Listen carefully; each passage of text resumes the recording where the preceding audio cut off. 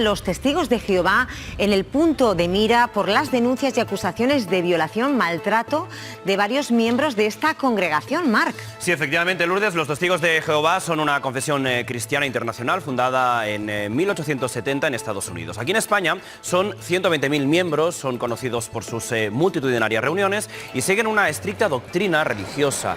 No están exentos de polémica, por ejemplo, por no aceptar transfusiones de sangre, aunque llegue incluso a costarles la vida. También son conocidos por sus críticas al colectivo LGTBI. Han publicado varios vídeos, por ejemplo, polémicos, explicándoles a los niños que los homosexuales no pueden ir al paraíso o que pueden cambiar.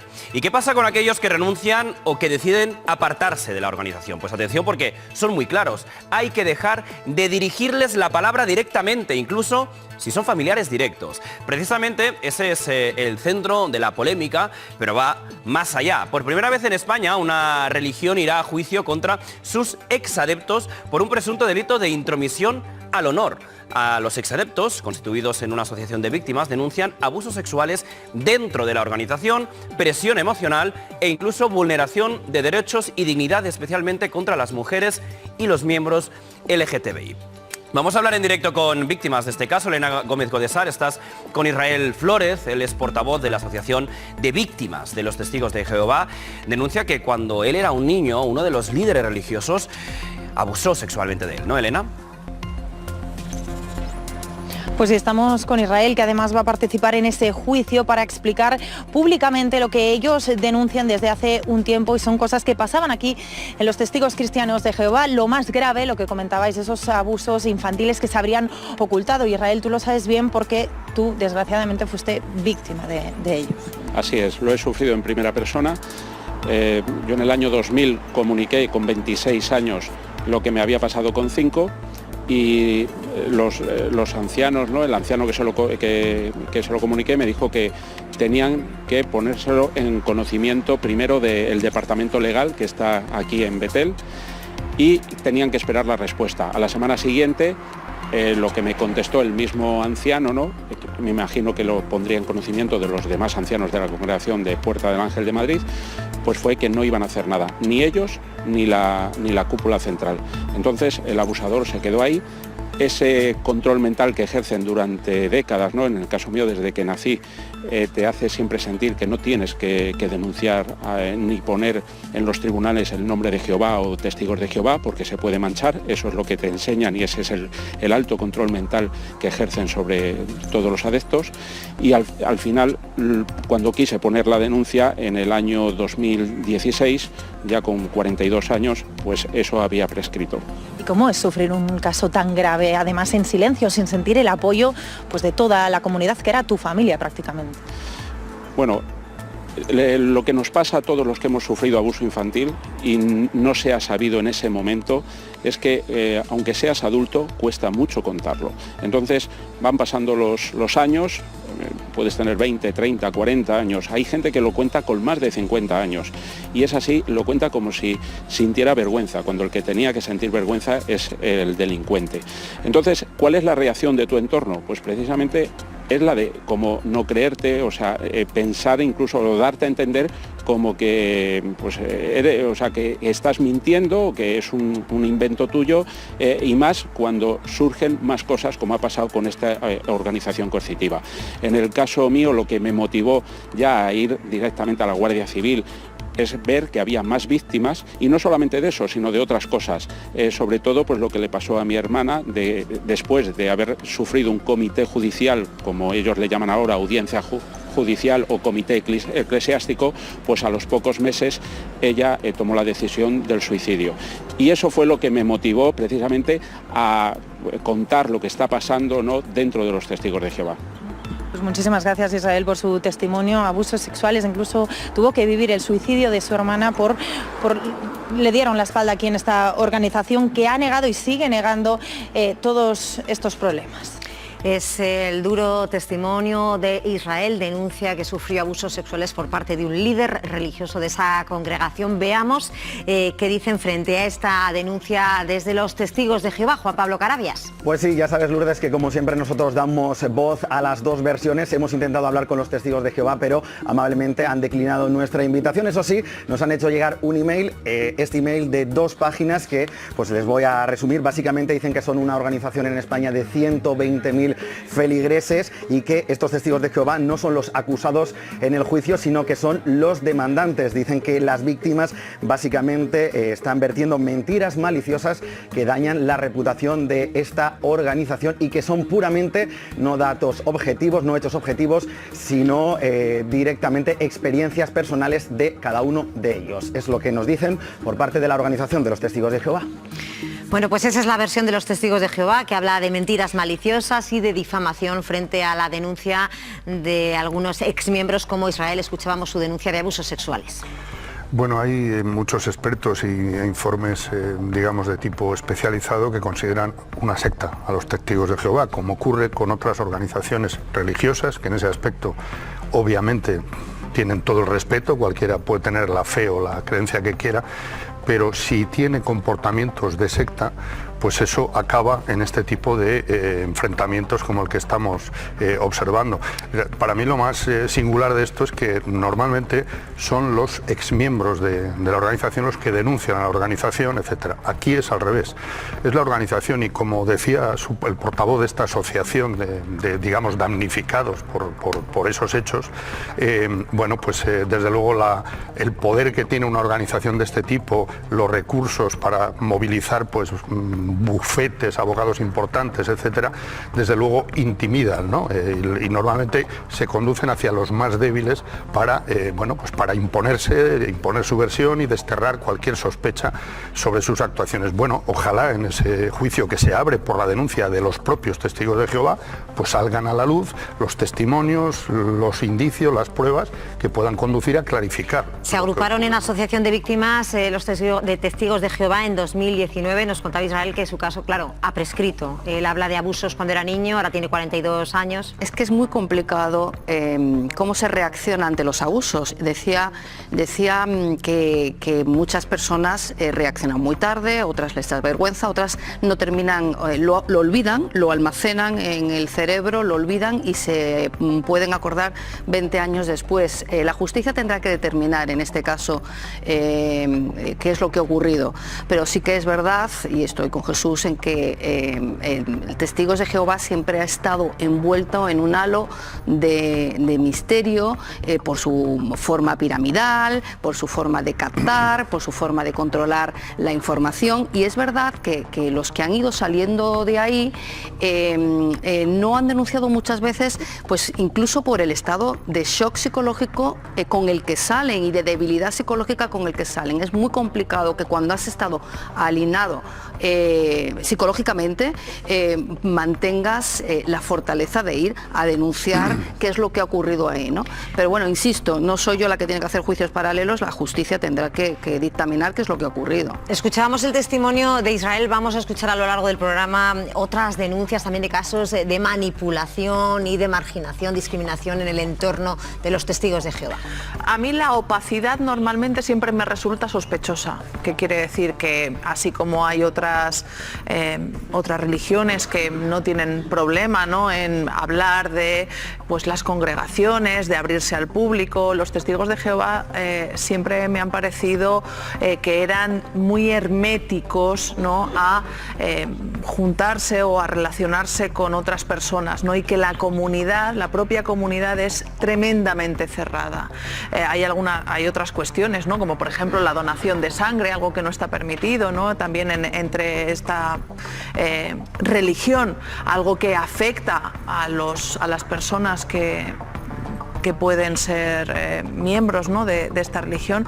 Así que yo siempre insisto, las religiones todas yo lo respeto muchísimo, pero cuando entran en cuestiones opacas o en abusos, a mí me parece que ahí o actúan con transparencia y diligencia o ellas mismas se cavan su propio tejado. El asunto está en los tribunales y lo dicho, escucharemos en los próximos minutos más testimonios de exmiembros de los Testigos de Jehová.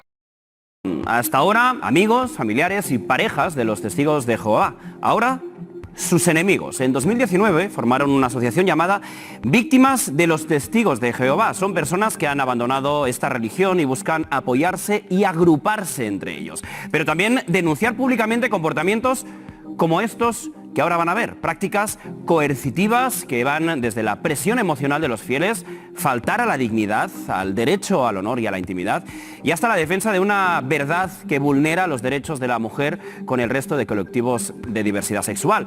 Pero hay acusaciones que incluso son más graves. Los Testigos de Jehová no son bienvenidos aquí, no toleramos personas que oculten casos de abusos sexuales a menores, porque son muchas las víctimas, ahora las escucharemos, que denuncian haber sufrido abusos sexuales repetidamente dentro de la organización sin haber recibido ninguna ayuda. Al revés, ¿con qué se han encontrado? Pues con lo que llaman muerte social. Dicen que la religión les ha apartado completamente de su entorno al abandonarla. Fíjense en el testimonio de esta persona que ahora van a ver. Mi madre tiene 83 años y hace al menos 10 que no la veo.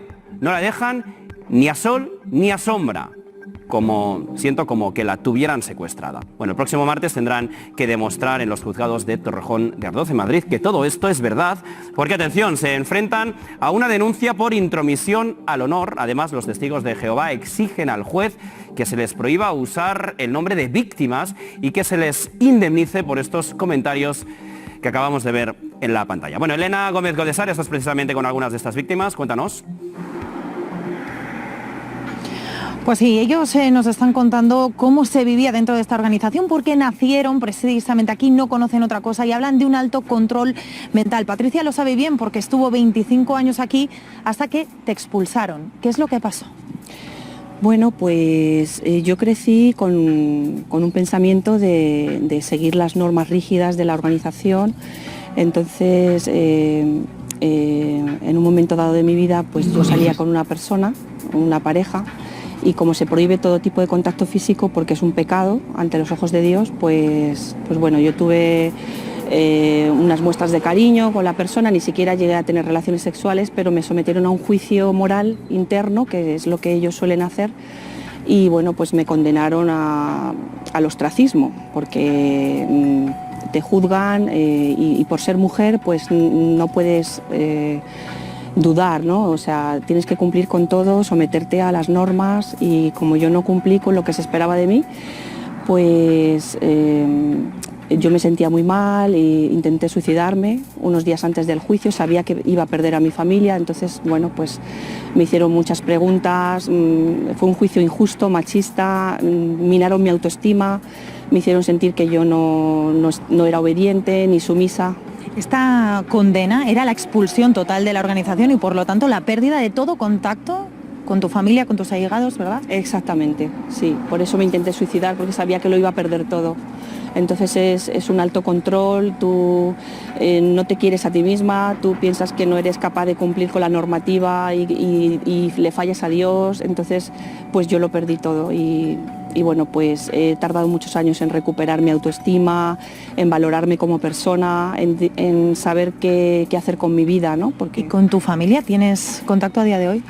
Nada, con mis hermanas cero contacto, con mis padres, bueno, pues de vez en cuando llaman para ver si estoy bien, pero muy poco, o sea, prácticamente no tengo apoyo familiar ni social. Todo este sufrimiento me ha generado una enfermedad psicosomática como es la fibromialgia. Hoy día tengo una discapacidad de un 40% y no tengo apoyo social ni familiar, o sea... Porque todo tu entorno sigue dentro de la confesión. Exactamente, yo perdí todo, mis amistades desde niña, mi familia, Elena. tengo mucha familia dentro, entonces estoy criando sola una hija, soy madre soltera y no tengo apoyo, entonces me han perjudicado también económicamente porque no permiten que estudies una carrera. Entonces yo no me preparé y he trabajado en trabajos muy mal pagados y bueno, me ha generado pues una incapacidad laboral también y vivo con muy poco dinero. O sea, dime, Marc. No, nada, estamos escuchando con muchísima atención este relato que la verdad es que nos pone, en fin, los pelos de punta. Incluso se ha intentado quitar la vida, completamente apartada de su familia. Nos decía ella que no tiene ningún tipo de contacto con su familia y le quería preguntar, ahora está denunciando esta situación en este programa, por lo tanto en un altavoz que ve mucha gente, si le está viendo su familia, ¿qué cree que estarán pensando? Pues es una pregunta muy interesante, Marc, porque hemos estado hablando de este tema. Marc pregunta si tu familia estará viendo esto, pero tú ya sabes la respuesta, ¿verdad? Pues no creo, porque les controlan todo acceso a la información. Todo lo que sea opinar en contra de la organización, de sus líderes, lo tienen prohibido, so pena de expulsión. Entonces a los que sacamos a la luz todo lo que ocultan, pues nos llaman apóstatas. Entonces ellos, si vieran estos programas o me escucharan más de la cuenta, podrían ser expulsados. Entonces hay una coacción ahí y no hay un libre acceso a la información. Entonces no creo que lo estén viendo. Yo no les he dicho nada porque no quiero que estén más en contra de mí. Yo trato de, bueno, pues, no sé, yo estoy sufriendo mucho porque yo necesito a mi familia. O sea, Muchísimas gracias por este testigo, Patricia, también por el de Israel. Realmente es muy duro lo que han tenido que vivir aquí dentro, lo que están contando.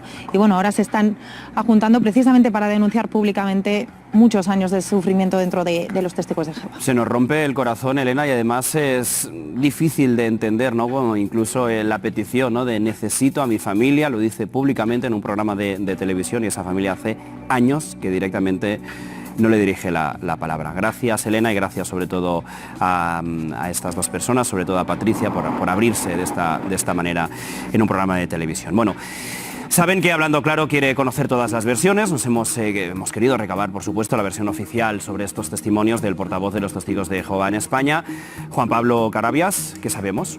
Pues sí, Marc, ha sido terrible este testimonio, pero nosotros también pues hemos querido saber la otra opinión, hemos querido girar la moneda, y los testigos de Jehová nos han dicho que no querían participar en este programa. Eso sí, nos han enviado un email de 2 páginas que tengo aquí, explicando básicamente sus razones. Dicen que son una organización en España que cuenta con 120.000 personas, seguidores, y que los testigos de Jehová no son los acusados en este juicio, sino que son la parte demandante. Acusan a estas víctimas de difundir mentiras, dicen, con el ánimo de socavar esta organización de los testigos de Jehová, y dice que se basan en experiencias personales y no en datos o experiencias más objetivas. Es lo que dicen por su parte, como decimos, esta organización de los testigos de Jehová. Bueno, pues esas son las dos versiones. Vamos a hablar con Jesús Bastante, redactor jefe de Religión Digital. Muy buenas tardes. Bueno, estamos contando que es la primera vez en la historia de España que una confesión religiosa lleva a juicio a un grupo de exmiembros por denunciar hechos tan graves como los que estamos escuchando. ¿Qué suponen estos hechos? ¿Te sorprende? Bueno, los hechos sorprenden, pero sí que es verdad que en una institución tan cerrada como habéis podido comprobar, que son los testigos de Jehová, que no han querido aparecer ni dar su versión en directo, pues las trazas de oscurantismo son una evidencia.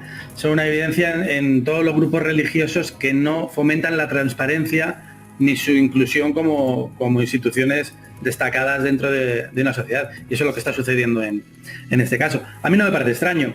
No me parece extraño porque todo este tipo de instituciones, a las que no se les puede denominar secta, porque es verdad que están recogidas y protegidas por la legislación española. De hecho, son una de las 9 religiones que están consideradas de notorio arraigo en España, con lo cual incluso podrían tener acuerdos con el Estado español al nivel de los musulmanes o de los evangélicos, etcétera, etcétera.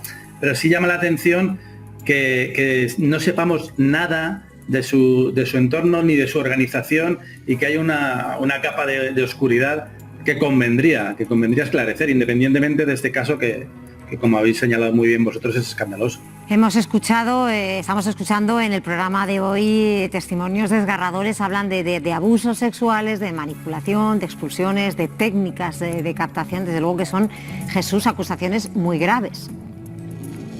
Sí, son muy graves, y entiendo que la organización, si cree que son mentiras, pues hace bien en asegurar su su buena fama denunciando. Pero como pasa en muchas otras instituciones, cuando se habla de abusos y cuando se habla de acoso, las víctimas casi siempre son víctimas, independientemente de que el victimario sea tal o de que la intención haya sido la de provocar ese dolor. Las víctimas siempre merecen un respeto y una escucha.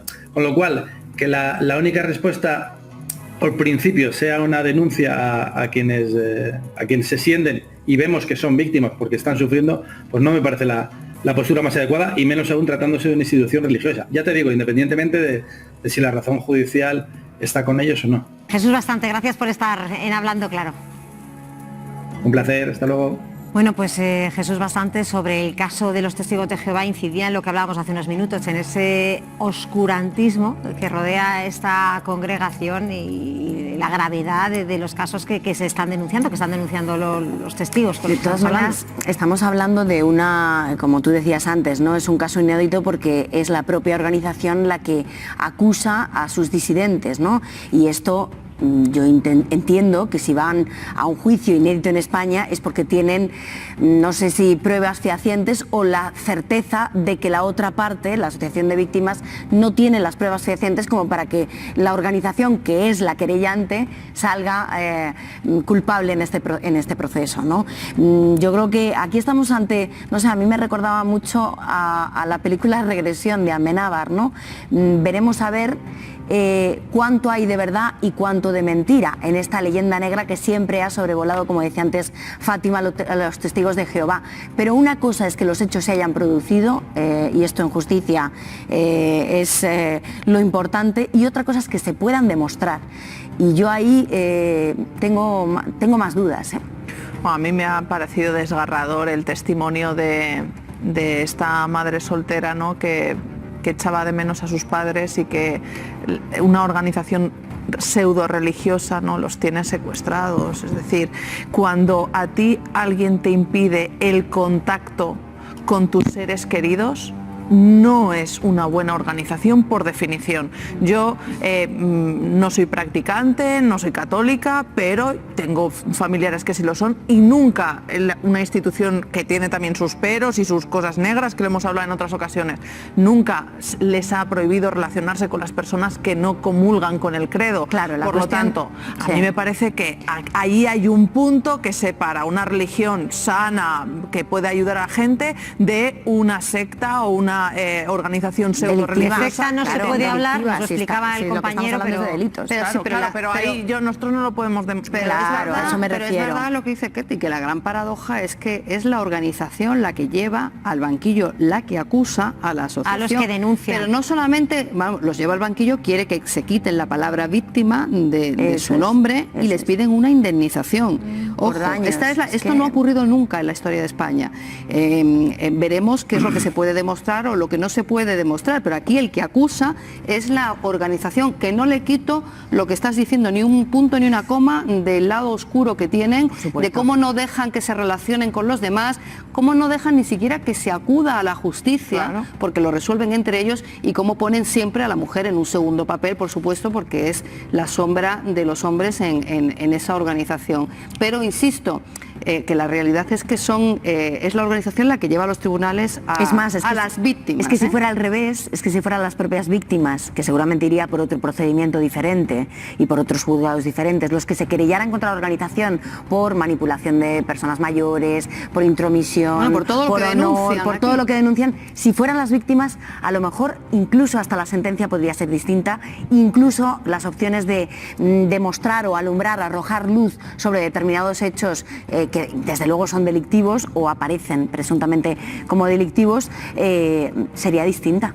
Bueno, sí, por eso en lo que llamamos la atención al principio es que esta actuación de la propia organización obliga a las víctimas a demostrar las acusaciones que han hecho, ¿no? La carga de la prueba. Pero insisto yo en esto.